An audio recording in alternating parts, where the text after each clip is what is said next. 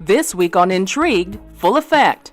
I went to this woman and I said, listen, I know I've been begging you, are you my mom? Not my mom. Where's my birth certificate? I never seen it. And she would always be so abrasive. F you, screw you, I'll go to my grave before you ever know anything. There's certain parts of me that's going to hurt forever. Like I've lost times that I would have spent with a real mother, a hug from a real dad or sister or cousin, regardless of the circumstances. I'm Chandrea Thomas, and welcome to episode 20. In this podcast, I talk about curious cases, disappearances, and other stuff. And today I'm talking about a case that fits every single category of my podcast. This is the first time this has ever happened. It's about a woman who was raised under the name of SMonique Smith, but she says that's not her real name and that she was abducted from her real family in New York as an infant and was raised by a woman in Baltimore who has no blood connection to her. SMonique has been known as the oldest living Jane Doe, and she's now in her 50s and has been searching for her real family for over 20 years. And as of September 16th of this year, she believes that she has finally found them. Whew! There's a lot to this story, and my conversation with SMonique about all of this is pretty deep. Also, a side note is you'll hear the names SMonique and Symbole in the podcast, but they are the same person. SMonique hasn't officially changed her name yet, but says that her real name is Symbole Conyers, formerly known as SMonique Smith. Now, did you get all of that? Another note is I won't name the woman who's now in her 70s who raised SMonique because she has not been charged with a crime in the case. I spoke to SMonique, and I've also reached out to investigators with Maryland State Police about the case. This is what happened when I spoke to SMonique about her search in late August and the amazing and incredible development on where her life and her search for her family stands right now. SMonique Smith, you are the longest living Jane Doe. Now you live in Baltimore, Maryland, right? Yes, I do. Okay, I know your story is so unique and there's so many layers to it. So let's just see if we can kind of go through the process of everything that's happened to you in your life so people can get a perspective of exactly what went on, how you came to be where you are right now, and where you plan to move in the future. Tell me about your life growing up. When did you realize that something was wrong? What was your childhood like? Well, I probably had signs that as a child you would never pick up. So there were things that were occurring in my life, again, that as a child you would never pick that up. But as a teenager, it was just weird that I wasn't able to participate and do a lot of the things that other kids my age were doing. And I can give you a quick example of when a driver's license, a driver's ed in your high school, and you have an opportunity to go through the program and you get your permit. Well, of course, it requires a birth certificate, and I would ask for the birth certificate, and I never got it. But I already knew, because other incidents came up with needing my birth certificate, that I never saw it, even in high school during those times. So there again were incidences that as a minor, young adult, you would just never think of what had happened to me, was happening to me, until I became an adult. And that kind of what kind of blew everything into the realness of my day-to-day reality. And actually, I'm going to step back and kind of go back from the beginning as far as I can. What do you know about when you were born? Do you have a range, your name, any idea of where that is in your life?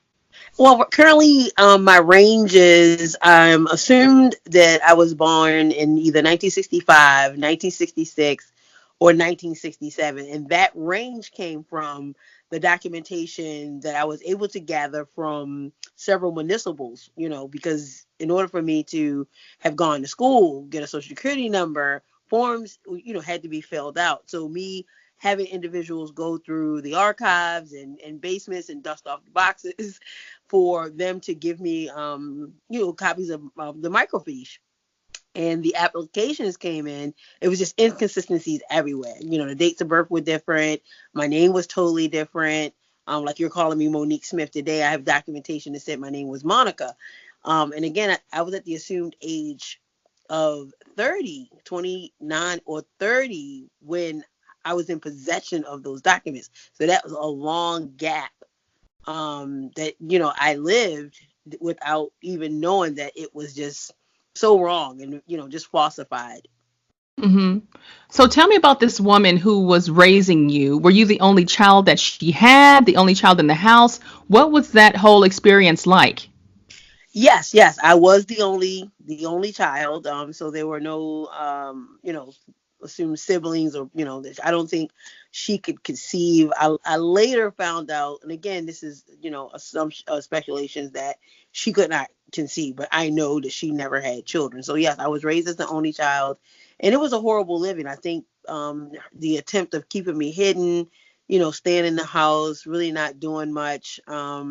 Only going to school, going to work when I got to work age. And of course, that was horrible because, it went back to them keeping all of the monies, and, the abusive behavior just continued to increase until I was able to escape later on in life. What's interesting about all of this is so this woman either bought you from someone or stole you from someone, and then you're saying like when she got you, right, you weren't even treated right, which is so crazy, you know? Yes, that's the bizarre part. And I think, it's so sad that her family members obviously knew what she had did, and they took advantage of that. Like I was molested, raped as early as the age of 4 and 5, like that. And it just didn't dawn on me what's normal as children being abused. And you hear the stories in foster care, you hear these stories of other sexually abused victims, now survivors, is you're frightened, you're scared, they threaten your life. And when you're enduring that kind of pain, and someone says, I'm going to kill you if you tell, well, you don't tell. You live through that repeatedly for years. So yes, it was horrible. And she just never ever did anything. There was no love, there was no bond, there was no mother daughter picnics and tea parties. It was just, I stayed in a home, I went to school, stayed in the home, I went to school, and when it came time to work, I stayed in the home, went to school, work, gave it a check. Stayed in the house, went to school, work, gave it a check. So when it came to her side of the family, when you started digging into all this information, did anyone ever say anything to you about your origins at any point? Oh, yep, yep. That happened later in life. So in 2009, I had a really bizarre experience, and I was a graduate of Webb here in Baltimore. It's the Women's Entrepreneurs of Baltimore, and that's when all this came about. So when the documentation came back with the inconsistency, I went to the people whom I called aunt and uncle and cousin, and that's when little bit by little bit they were revealing things like, well, I heard something I really didn't know. Of course, by that time I'm 30 years, into this. No one said anything. So had I not said anything, why no one said anything? Other relatives would say, well, I didn't say anything to you because you weren't my niece anyway. Who cares? Or she just showed up with you one day. So that's when it was just, was either blackball, black sheep, the dark secret of the family. Like everyone knew that this woman had acquired me from somewhere, and they didn't know where because there was a disconnect in their family. Based on the story that I heard, she had ran away from her home at the age of either 12 or 13 from the Carolinas, and no one knew where she went. And when they saw her again, she was by that time 22 or 23 with a baby, with this kid. So at one point, they just assumed that she did give birth to me, but she stayed for like less than a week. Mind you, you run away from 12 or 13, but you reconnect with your family around 22, 23 with a baby, but then you vanish again for 2 years. So she left me in Baltimore with her mom, and she vanishes again out of state each time. So this is why no one physically knows where she was. I mean, where her physical presence were both times she went absent. Wow, this is kind of wild that there's so many bits and pieces to this. So, I'm very curious. So tell me about this person who raised you. Do you call her your mother? How do you refer to her? Tell me about her and your dynamic and relationship with her and what she's not telling you right now. Okay, so basically there was never a relationship. Never, ever, ever, ever. Like I can never say to anyone that I have this phenomenal mom, this bond. There's never been a bond. It was almost like, I was in a vacuum cleaner, and there was no connection. I mean, there was absolutely nothing. Like, again, I was basically her personal slave. I would cook, I would clean, I would do her hair, I would do chores. I would work real jobs. Like, I was working real employee jobs with ID and social security number physically at the age of 10 and 11, and I have all concrete information about what happened to me. And we never connected. And what happened when I discovered it is I confronted her, because I realized I'm no one's sister, no one's niece, no one's daughter, no one's cousin. At the moment that I have one title, two, I'm a child of God, but I have one title, and I'm a mother of 4. But at the time I was the mother of 2, and I couldn't prove who I was for my kids. My children, my one son had a chance to go to study mixed martial arts, and I went to this woman and I said, listen, I know I've been begging you, like, are you my mom, not my mom, where's my birth certificate, I never seen it. And she would always be so abrasive, F you, screw you, I'll go to my grave before you ever know anything. She would just adamantly be strong about not telling me. And I said, for the life of me, I can't even prove that my children are my children. So I can't even get a death certificate. It requires a birth certificate. I can't even die right. So it was never a bond. And at that time, when I was pleading with her, like, okay, I don't know what happened. Give me the horror story. Did your father rape you? And I'm a product of that. Did your brothers molest you? And I don't care what the story is. Tell me something. And she totally shut down. And that was back in 2009. So where is she now? I mean, I have no idea. I do not communicate. I know she's 75. I do know she's still alive. I know she's still in Baltimore, Maryland. But I do not talk to her, communicate with her whatsoever. And the family now knows. So I wrote a book because I felt that no one did for me like the other cases that we hear.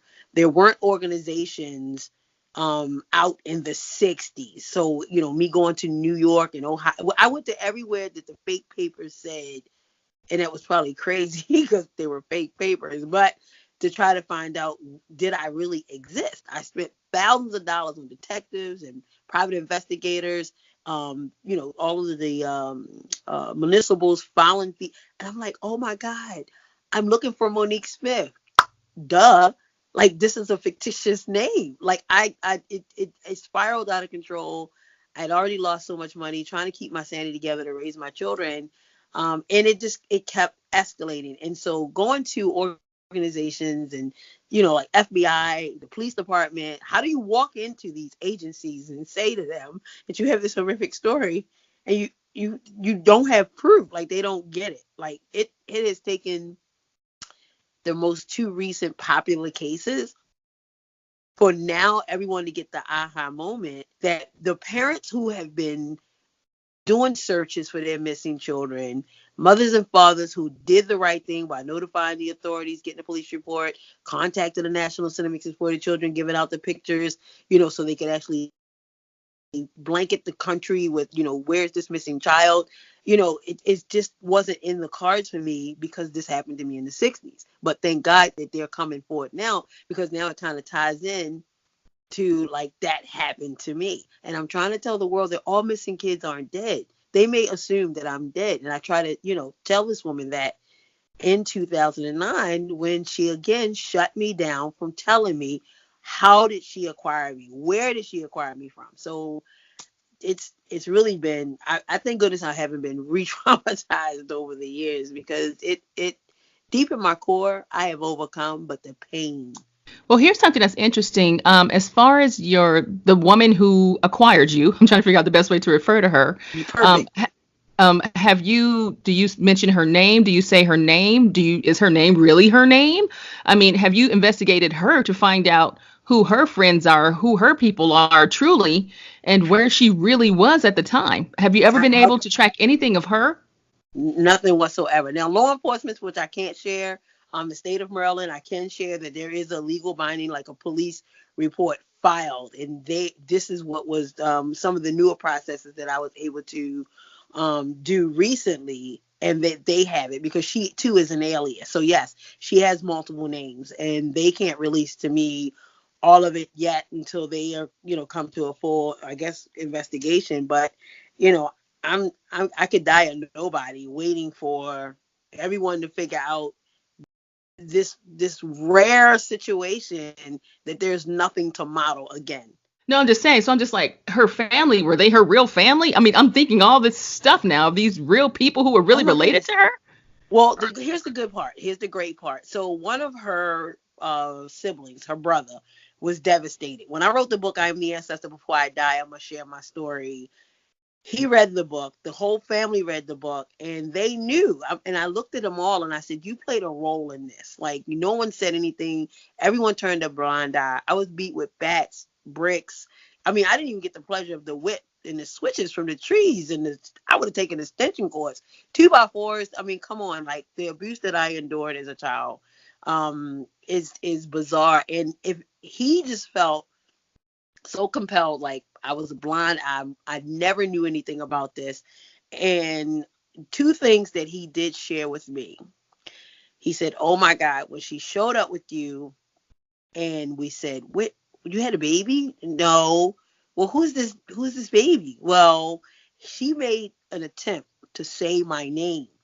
And it probably took him 8 to 10 times of her attempting to say my name. So he wrote many, like in the pronunciation in which she was saying it, until one of the names matched what she was trying to say. So and he said it didn't dawn on me. He said, really, I'm not kidding you. When she kept saying it, she was like Simbali, Simbuli, Simbali, and I wrote down SY, SISESC, and that's how we derived that, giving you your first name. But but that was when you were 2 or 3, and it still didn't make sense to me until you did your book. And because he's biologically related, they share the same biological parents, mother and father. He went to the police department with me here in Maryland, and they did his DNA and my DNA. And when NamUs did that, they put it in the database, and it reflected. It came back because they both share mother and father. There's no kinship, none whatsoever. We're 0.000. That then allowed me to be inside of NamUs. I'm sorry, from NamUs to the National Center of Mixed and Exploited Children, and they ID'd me 1201298. So again, so when you're asking me what have I done, I've done so much, like, and I continue to do it because I just don't want to die a nobody, and I'm gonna go out full out until someone recognizes me, until someone says, I remember a story of a little girl that went missing or was stolen in a shopping cart in a park or a museum or off her front porch out of a crib, until my story matches the family member that's out there that's looking for me. Yeah, and the time frame too. Do you think that you were stolen? Do you think that she bought you? What do you think happened? I think whatever happened, it was horrific. I think what happened, it there, we as mankind, there has to be one person that has some part in their heart that knew that family, associated to that family, and for her to say she'll go to her grave, like, and no one know anything, and the amount of abuse that was done by her other brothers, because they knew they had her by the collar. Like, you can't even tell on me that I'm raping, the 6, 7, 8-year-old girl. Like, you can't. What are you going to do? Tell? If I go to jail, you going to jail. That's how in my core soul, I know that this woman did something very horrific, and with how she acquired me. So let me get to this part of it, because I know you've talked about the abuse and all of that. How have you been able to manage that? Have you had counseling throughout the years? How do you manage dealing with everything that's happened to you on top of you trying to figure out exactly who you are? How do you process that?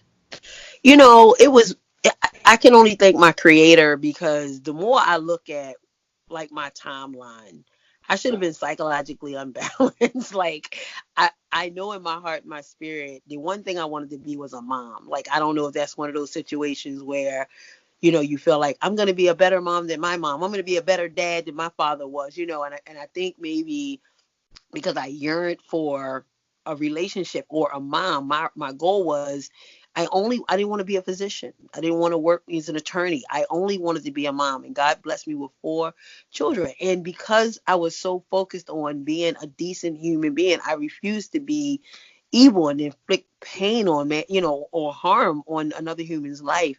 I was just it's surviving. I mean, and we hear the horrible term when you hear about runaway children who are abducted, forced into human trafficking. You, I'm sure, have heard of survival sex.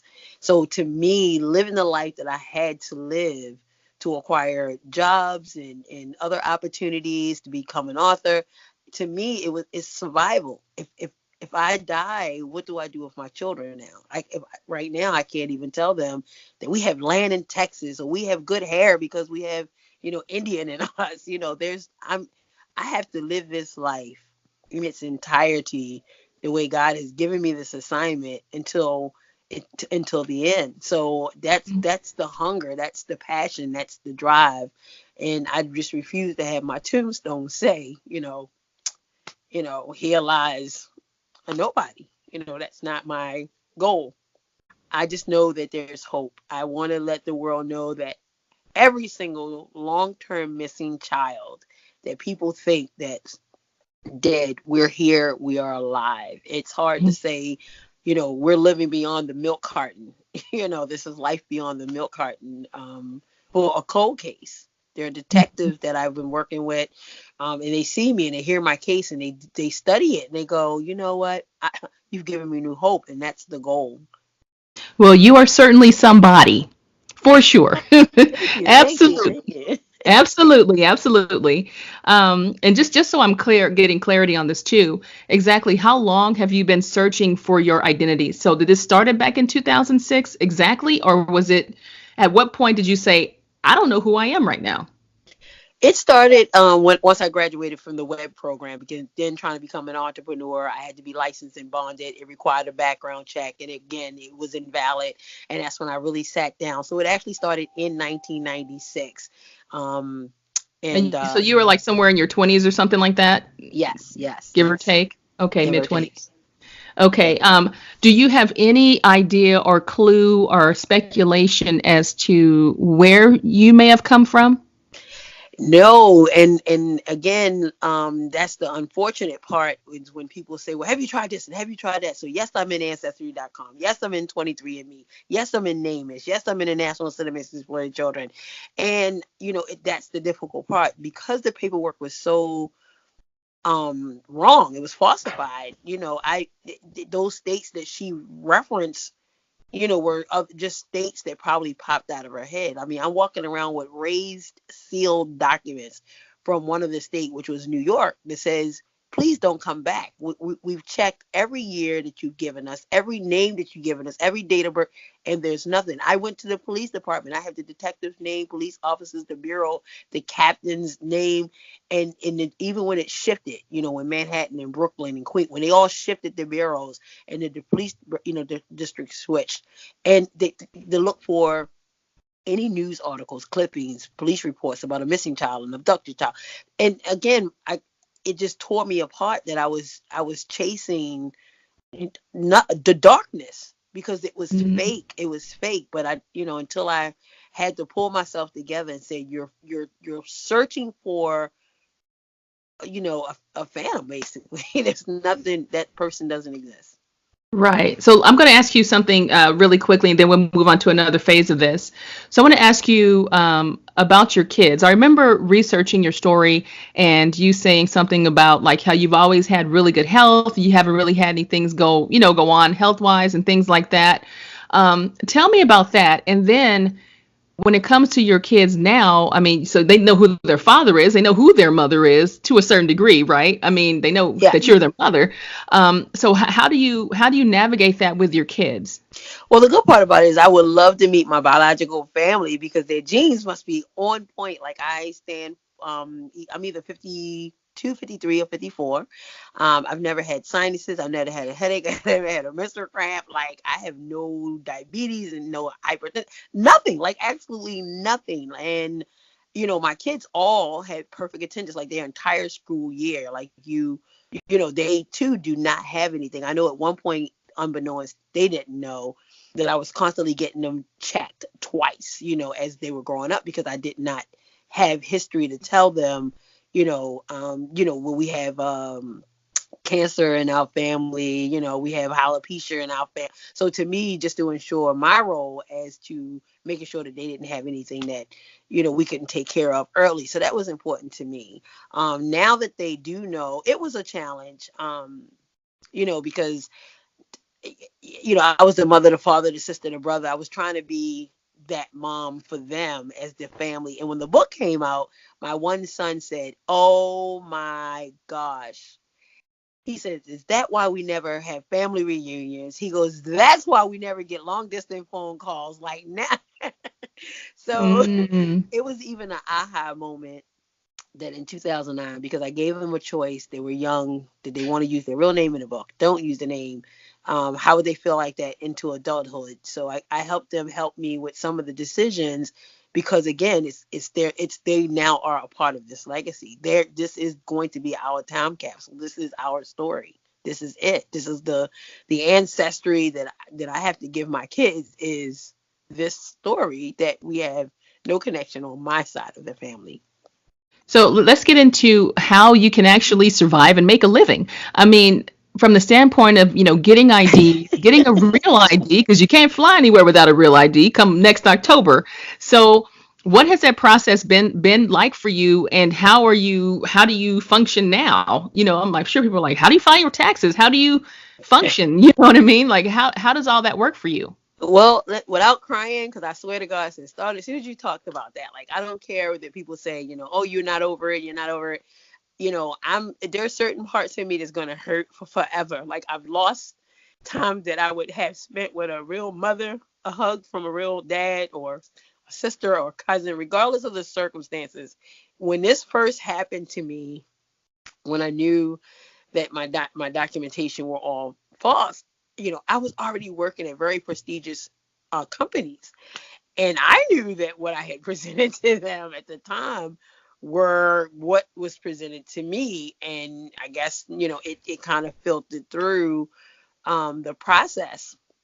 And I was able to. Now, here's one weird story, and I got to tell you this to make some of this make sense. So, in 1985, I was in Hartford, Connecticut, and it was an application that went out for police. When the application went out, I went and applied. It was for a cadet, and I passed. It did require ID. I passed. You get the application, they call you back, and they tell you you have an exam. You take the exam, and I passed. They take you back, and then a month later, they tell you to come for a physical. I was very strong, and I went through the physical, and I passed. Then it was time for the actual academy to start. And I'm calling around. I'm calling her. At that time, I didn't know all of this. I'm like, oh my gosh, I got a job. I'm in the academy. I need my birth certificate. They're going to need to finalize my documentation so I can get into this academy. And again, she's using profanity. I'm in Connecticut. She's still in Maryland. And I just go to the academy. This is how God has laid my path for me. There were several candidates that did not have driver's license. They put us in a bus. We went to motor vehicles. We took the test. They took my photo, took a picture, and I got my driver's license. That's how I was able.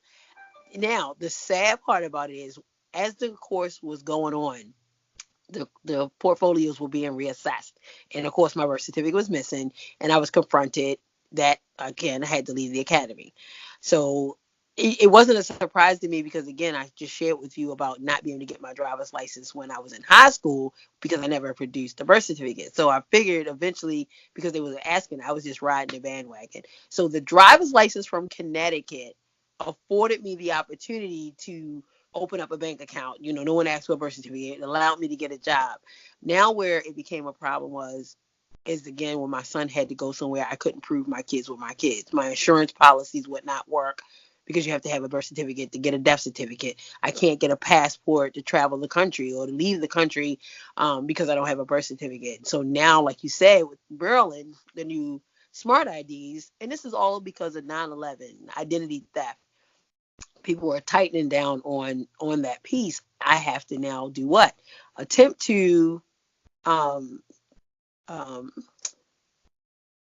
attempt to manipulate processes that will afford me to live a life of normalcy, which means I have to represent the paperwork that says I don't exist, that it's the fake me, to live my real life. That makes sense? Wow.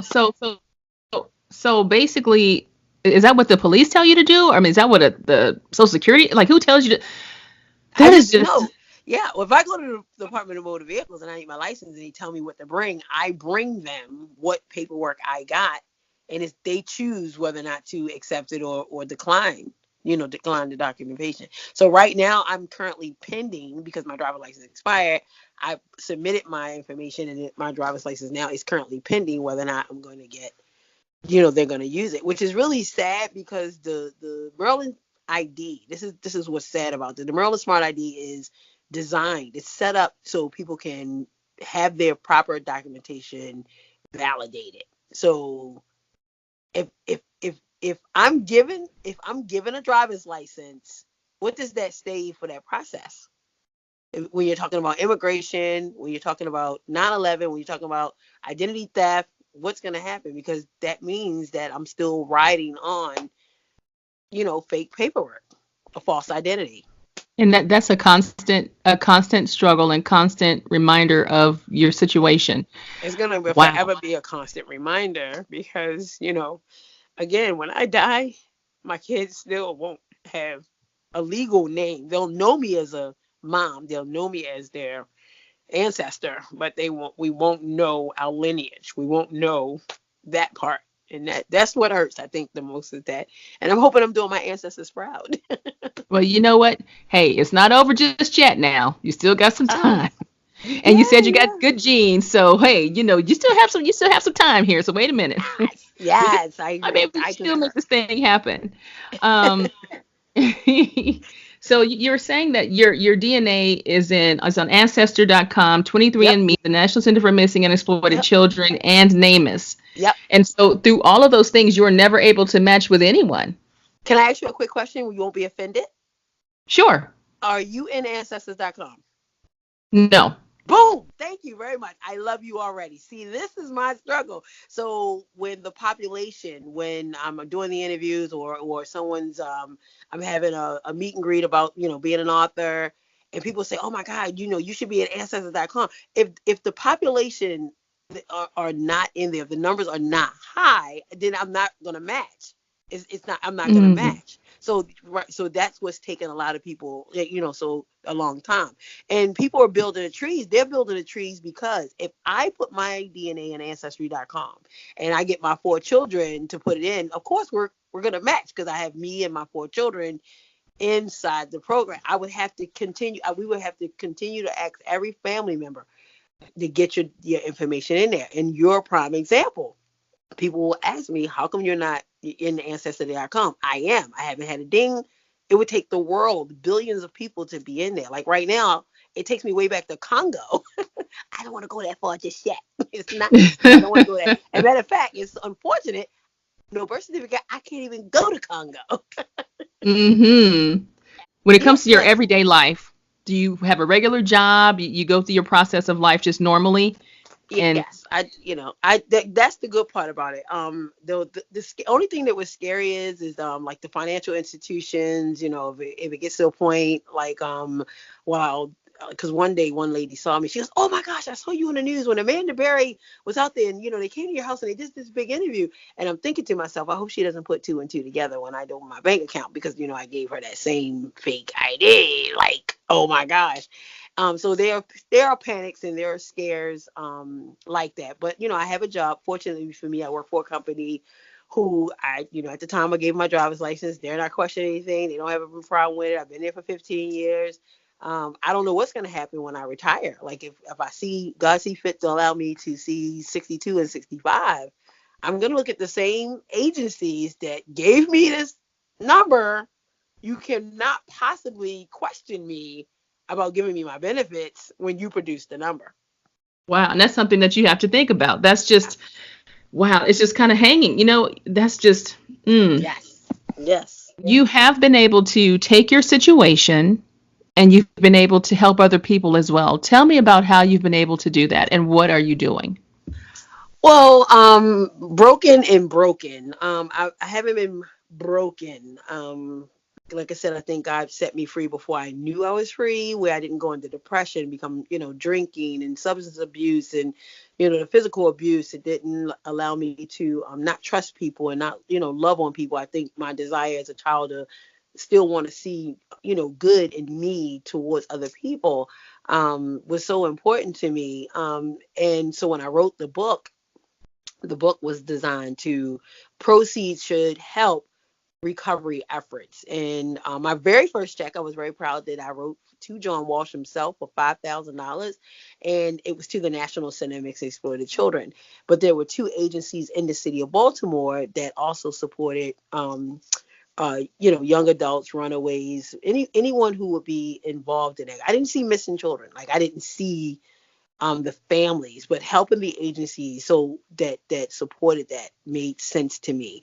So after that, I'm like, you know what? Let me get a little more hands-on. So there were local programs that I volunteered for, was on the board, raise money for.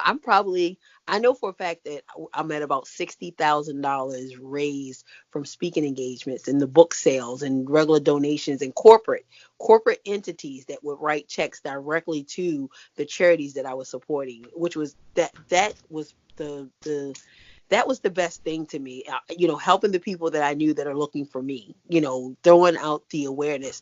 And because of it, I was able to convert my story. The key is converting the awareness into actionable steps that's going to save a child, prevent it from happening to someone else, reunite a family, and that's where the monies have gone to over the years. And that's something I could also share with my children that we were able to do. We turned this, horrible story into a means of helping where we could. And if I could be of hope, and I don't want to say false hope, because I never want people to feel like, oh, she's telling me that I've been looking for my son for 40 years and he's still alive. That's not the message. It's more or less that I know for a fact that I was stolen, abducted, taken, sold, purchased, bought, whatever you want to call it.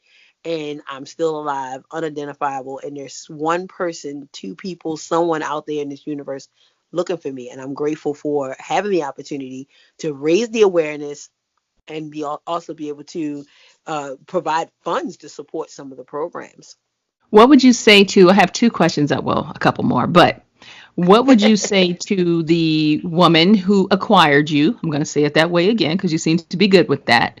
What would you say to her about what's happened? If you Well, can sit down with her without any friction and point blank ask her questions, or if there's something that you really want to say to her about your entire life and the impact of everything that's happened in your life, what would you say? I think I've already said it. So the one time I didn't sit, I was on the phone. It was the date that all the paperwork kind of came in, and the reality of all of the lies that she had told me over the years, that, how she got me, where I came from, this whole thing that she created in her mind. And I said to her, don't let me die without knowing. And she said to me, and I basically was begging her, don't let me not be a mom to my kids. And I was begging her, and she still said to me at my weakest moment in my whole existence, and she said, I will go to my grave, never telling you ever. So that would be the one thing that I did say to her when I had an opportunity. And then one other time it presented herself to me with another situation right before I just totally disconnected. And the last thing that I recall saying to her was, if at all possible, if there is going to be something that you could do, if you can leave it in a safe deposit box or hope chest, any note or any statement you'd like to make. That way, if you never want to tell me yourself, you could at least, you could take it in your soul to your grave. But if you could write it down, I would greatly appreciate it. So I already did exactly what you're asking. So I don't think if someone connected us today, I would just represent those two things to her. Say the name of the title of the book. Yes, it's called I Am the Ancestor. Before I die, I'm going to share my story.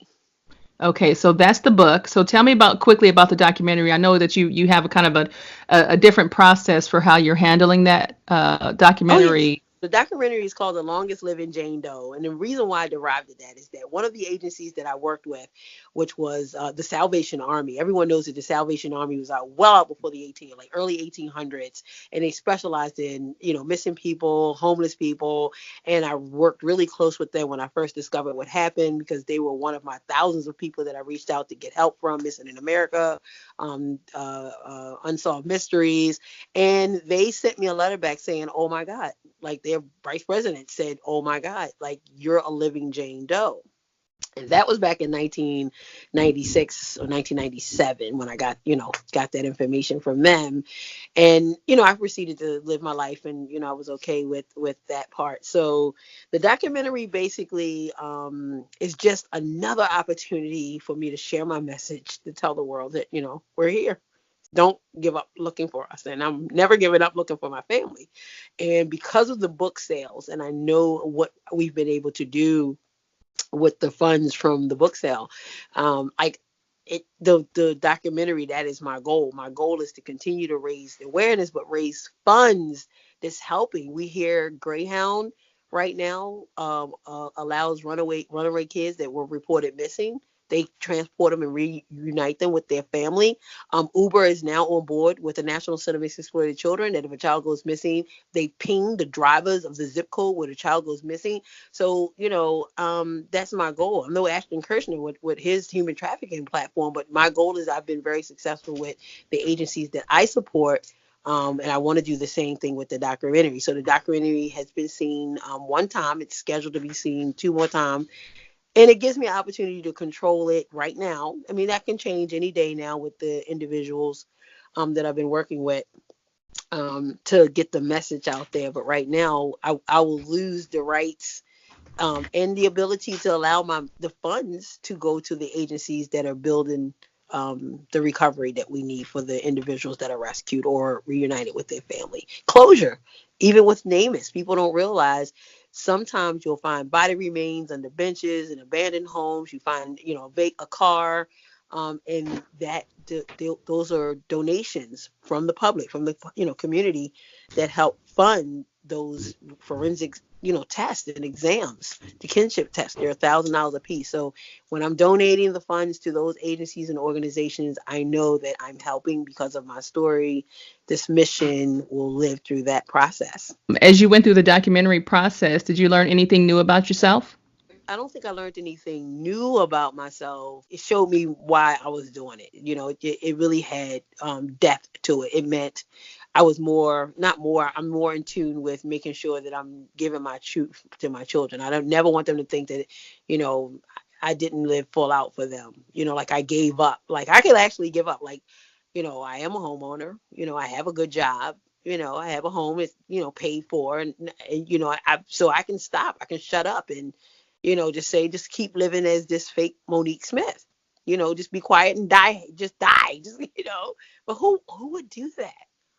Who does that? When you have a passion and you're driven, I am driven to find my identity, to be able to reconnect with my family and leave a legacy for my kids. And I'm not giving up. This will be my last question for you.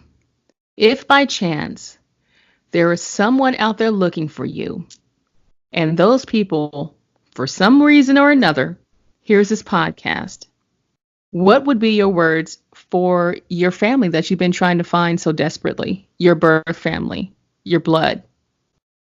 I would just say that I love you. I literally would say that, I love you. That's all I could, yeah, of course, everything else comes with it. I would love to meet you and, let's reconnect. And how many kids do you have? Here's how many children. We would go through the whole I need a stadium for a family reunion. That's the kind of, process that I have now. That's what it would be. I was able to connect with, I think, a sixth cousin in ancestry, but it was so, it's so far removed that we know there's nothing, no consistency, there's nothing tangible that we can latch on to and make, to say that yes, we're cousins, let's meet up and have this big kumbaya celebration. But if I was to ever meet them, and I'm preparing myself, like I prepare myself that I may not find out in a lifetime. This is why it's so meaningful for me to continue this, because my children may find out after I'm gone. Like they could literally run into someone, or like you said, see the story and they go, oh my gosh, her mother looked for her every day until she died, and she can say, well, my mom looked for you guys every day until she died. So Yeah, I mean, I've yeah. realized through the process of this interview, I've heard your emotions kind of come, come in and out through everything. And I said that last question was my last question, but this is really my last question. Um, Tell me what it would mean to you to have someone knock on your door and say, I know who you are. It probably would be the answer that God wanted me to receive, because the pain while you wait runs deep. And it would mean the world to me. It would mean the world to me, even if it was the horror story, like, because some people got some relatives that they really don't want to be related to. But yeah, it would really mean, it would mean the world to me. It would. It would just be, it would be everything. It would just answer a lot, not just for me, for my community. Like, people are watching my story. There are people who have inboxed me who have shared that they've reconnected with their son. I had another lady call me and said, Miss, we stopped looking for my sister after 15 years and we heard your story. And we continue now searching. So it would mean a lot, because it's not just an answer for me. It's that same hope that I talked about before.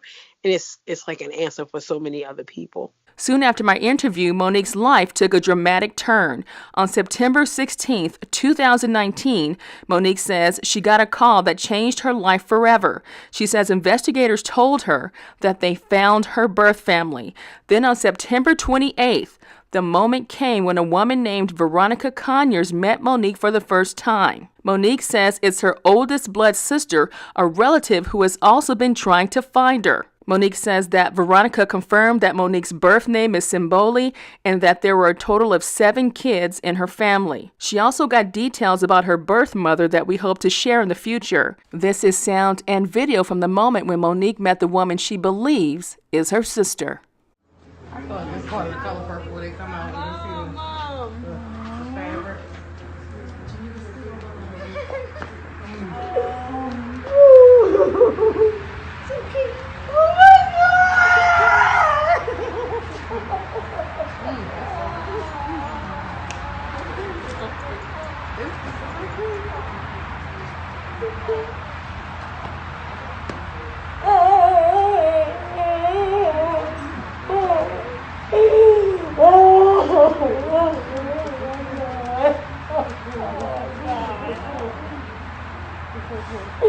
I had nobody. I had nobody.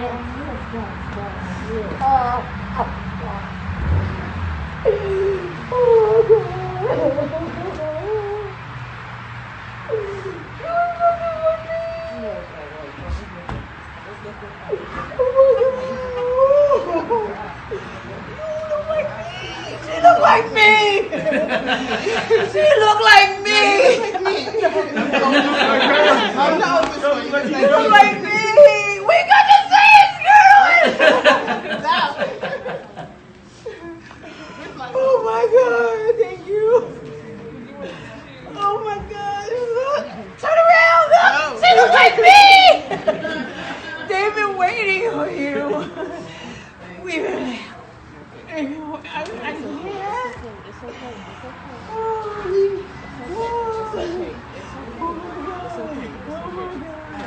Oh my God.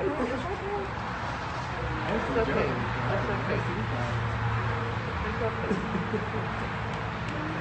Oh my goodness. Thank you. Oh my goodness. Hey, okay. Okay. Yes, ma'am. Yes, ma'am. Yes, ma'am. Look! I'm the baby since I get to act like this. You want to see how I act? Like, oh my God. The emotions were high, and you can sense the relief in Monique's voice as she moves into another chapter of her life. As far as a response from Maryland State investigators, I still don't have one as of the date of this podcast. When it comes to my final thoughts about this case, the first thing that comes to mind is I wonder how the woman who raised Monique actually got access to her, and what was the conversation between her and Monique's birth mother, or was there ever a conversation? I also think about Monique and the abuse that she says she endured as a child, and how she's been able to maintain herself as an adult knowing she had no clue as to who she really is, then to finally find out some information that can ultimately lead to some degree of closure in her disappearance and recovery. And on top of all of that, she can possibly have 6 other siblings. It's all just too wild to think about, and I have to admit, the resemblance between Monique and the woman who she believes is her sister is uncanny. The woman's name is Veronica Conyers, and right now, the two women are pursuing everything including kinship DNA and birth records.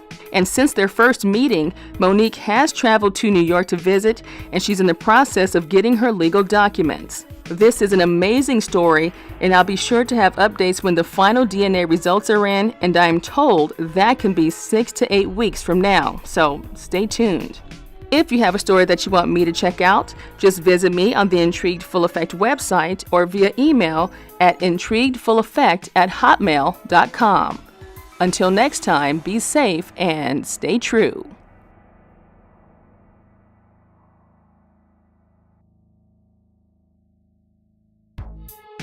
The views, information, or opinions expressed during the Intrigued Full Effect, Curious Cases, Disappearances, and Other Stuff podcast are solely those of the individuals involved and do not necessarily represent those of the host. The primary purpose of this podcast is to educate and inform. The host of this podcast assumes no liability or responsibility for any activities in connection with opinions shared in the podcast. The podcast and blog associated with it shall not be used in any legal capacity or as a basis for expert testimony. Any copyright material in the podcast is approved by the owner or is part of the public domain. Music by Pond 5.